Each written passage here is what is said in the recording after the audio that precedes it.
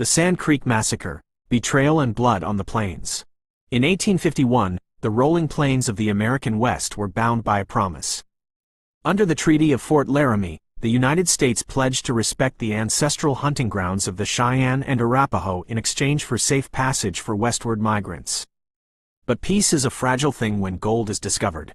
By 1858, the Colorado Rockies were swarming with 59ers, prospectors who cared nothing for treaties or sovereign borders.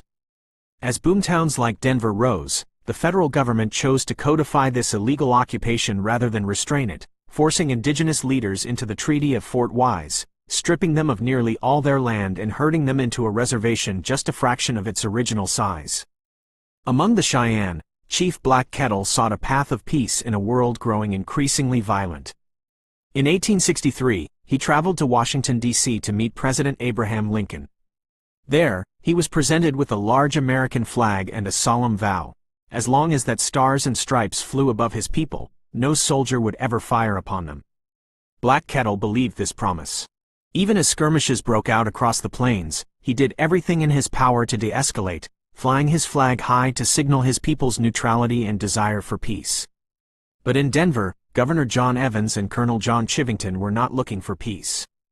Chivington, a former Methodist minister, was a man of fanatical cruelty who openly advocated for the total eradication of the indigenous population. To him, there were no friendly Indians, only targets. While some officers, like Captain Silas Soule, protested the growing bloodlust, the wheels of a massacre were already in motion. At dawn on November 29, 1864, the betrayal was finalized. Chivington led a force of 700 men toward the Sand Creek camp. The village was defenseless. The young men were away on a hunt, leaving only women, children, and the elderly.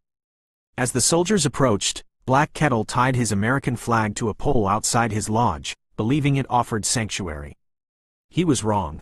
Chivington's men unleashed a merciless hail of lead, transforming the sleeping camp into a slaughterhouse. 133 people were murdered, over 100 of them women and children. The horror didn't end with the gunfire.